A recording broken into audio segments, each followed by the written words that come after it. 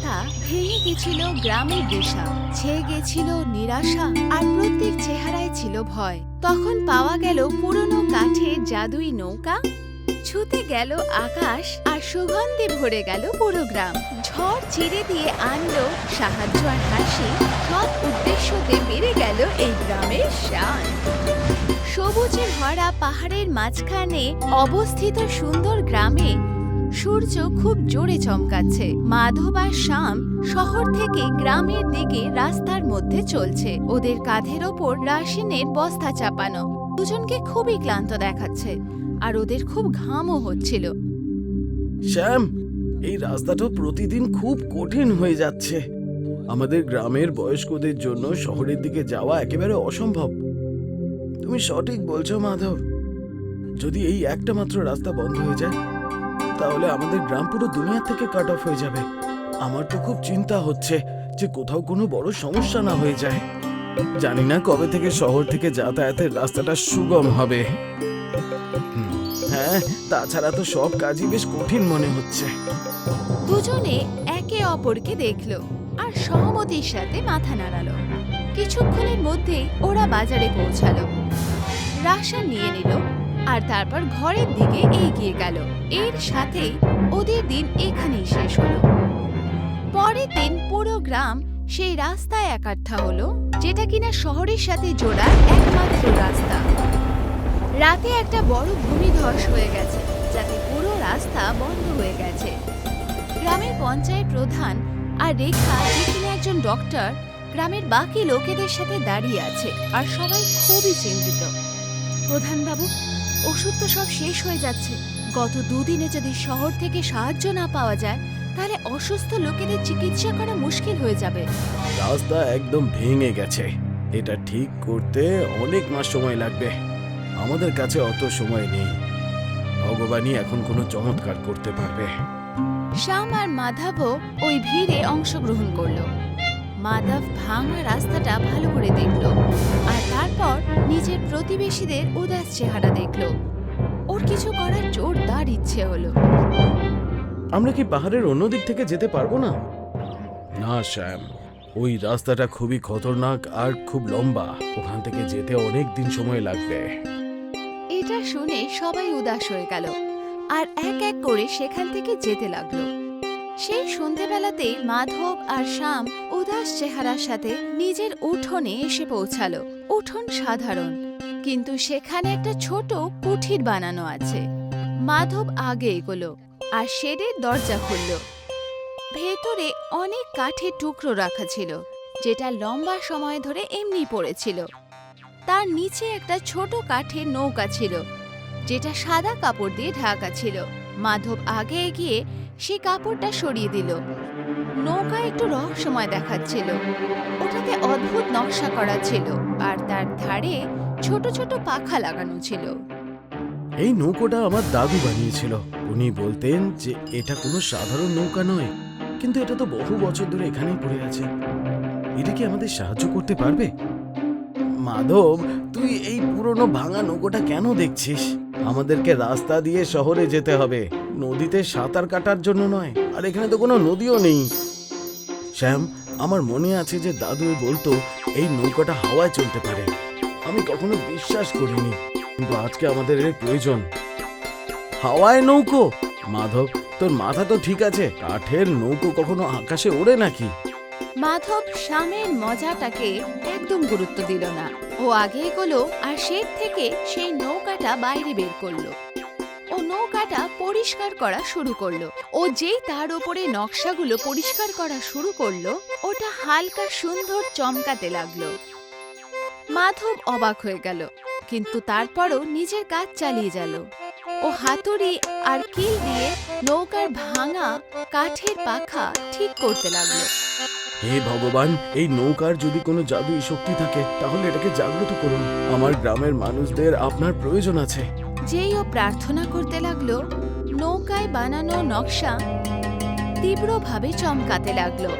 স্বামীটা দেখে অবাক হয়ে গেল, আর দুজনে বুঝে গেল যে এই নৌকা সাধারণ নয়। এর সাথেই ওদের দিন এখানেই শেষ হলো। পরের দিন গ্রামের লোকেরা এখনো উদাস আছে। হঠাৎ হঠাৎই ওরা ওপর থেকে একটা আওয়াজ শুনতে পেল।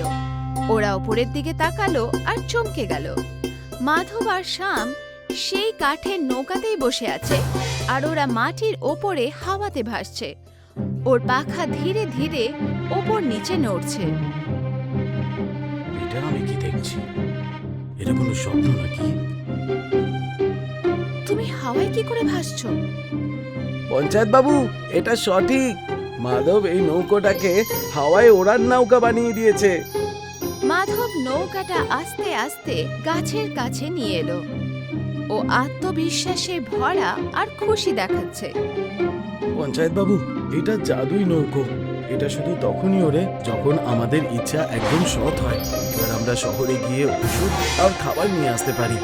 মাধব নৌকাটা আস্তে আস্তে মাটিতে নামালো। পঞ্চায়েত প্রধান, রেখা আর বাকি গ্রামের লোকেরা এটা দেখে খুশি হয়ে গেল। বাহ, এটা তো দারুণ হয়ে গেছে। আমিও কি তোমাদের সাথে যেতে পারি? একদম, চলো আমরা সবাই শহরে গিয়ে ওষুধ নিয়ে আসি। রেখা সহমতির সাথে মাথা নাড়ালো, আর কিছুক্ষণের মধ্যেই নৌকায় চড়ে গেল। নৌকা আস্তে আস্তে ওপরে উঠতে লাগলো, আর তারপর সেটা শহরের দিকে এগিয়ে গেল। রাস্তায় ওরা ভাঙা রাস্তা আর গ্রামের সুন্দর পরিবেশের ওপর দিয়ে যেতে লাগলো। নৌকা আস্তে আস্তে আরো ওপরে উঠতে লাগলো। বাহ, দেখো মাধব, আকাশ আমাদের কত কাছে আছে। আমি তো এই মেঘগুলো ছুঁতেও পারি। মাধব, তুমি পুরো গ্রামের আশা জাগিয়ে তুলেছো। কিন্তু আমাদের একটু তাড়াতাড়ি করতে হবে। সন্ধে হওয়ার আগেই আমাদের ফেরত আসতে হবে। চিন্তা করো না রেখা, এই নৌকোটা খুব দ্রুত চলে। আমরা কিছুক্ষণের মধ্যেই শহরে পৌঁছে যাব।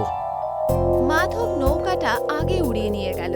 কিছুক্ষণের মধ্যেই নৌকা শহর থেকে কিছু মিটার দূরে গিয়ে নামলো। তিনজনে নৌকা থেকে নিচে নামলো। মাধব একটা সাদা কাপড় বার করলো আর যাওয়ার সময় নৌকাটা ঢেকে দিল। এটা কেন? আমি চাই না এই নৌকোটা চুরি হয়ে যাক বা কোনো ভুল হাতে পৌঁছক। শ্যাম আর রেখা কথা বুঝে গেল। ওরা নৌকাটা ভালো করে লুকিয়ে শহরের দিকে এগিয়ে গেল। ওরা তাড়াতাড়ি দোকানে এসে পৌঁছালো আর আটা, চাল আর ডালের বস্তা আর ওষুধের ডাব্বা কিনে নিল। কিছুক্ষণের মধ্যে ওরা ফেরত এলো আর সব জিনিস নৌকায় রেখে দিল। মাধব, নৌকোটা খুব ভারী হয়ে গেছে। এটা কি এখনো উঠতে পারবে? যখন আমরা অন্যদেরকে সেবা করতে চাইছি, ততক্ষণ এই নৌকোটা আমাদের সাথে একদম থাকবে। চলো, এবার ফেরার সময় হয়ে গেছে। ওরা আবার নৌকায় চড়ে গেল। মাধব স্টিয়ারিং সামলালো আর নৌকা আস্তে আস্তে মাটি থেকে ওপরে উঠতে লাগলো। তারপর তিনজনে গ্রামের দিকে আবার উড়ে গেল। ফেরার সময় আবহাওয়া হঠাৎ বদলাতে লাগলো। আকাশে কালো মেঘ ছড়িয়ে গেল আর জোরে হাওয়া চলতে লাগলো।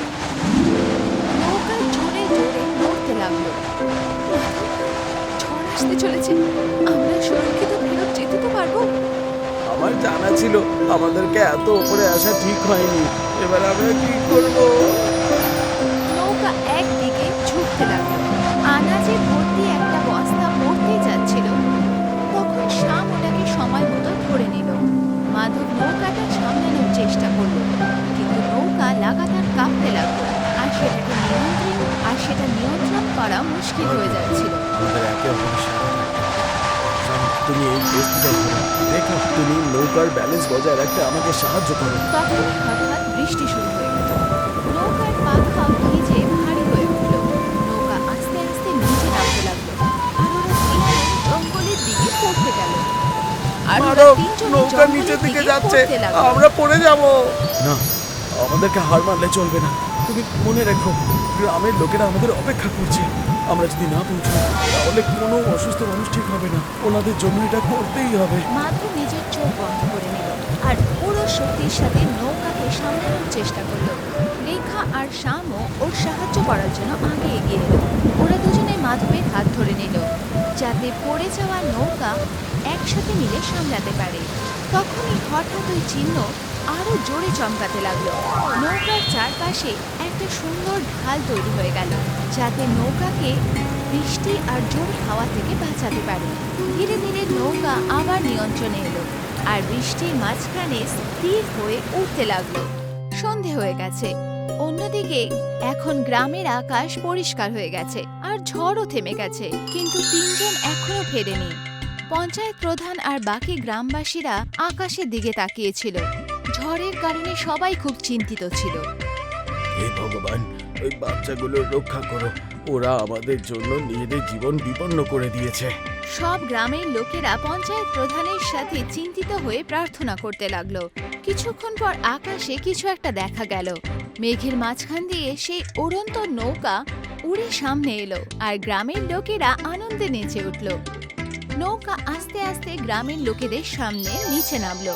মাধব, শ্যাম আর রেখা নিচে নামলো। ওরা ক্লান্ত ছিল, কিন্তু ওদের চেহারায় একটা বড় হাসি ছিল। আমরা ফিরে এসেছি আর আমরা অনেকগুলো জিনিস সাথে নিয়ে এসেছি। সব গ্রামের লোকেদের খুশি দেখাচ্ছিল।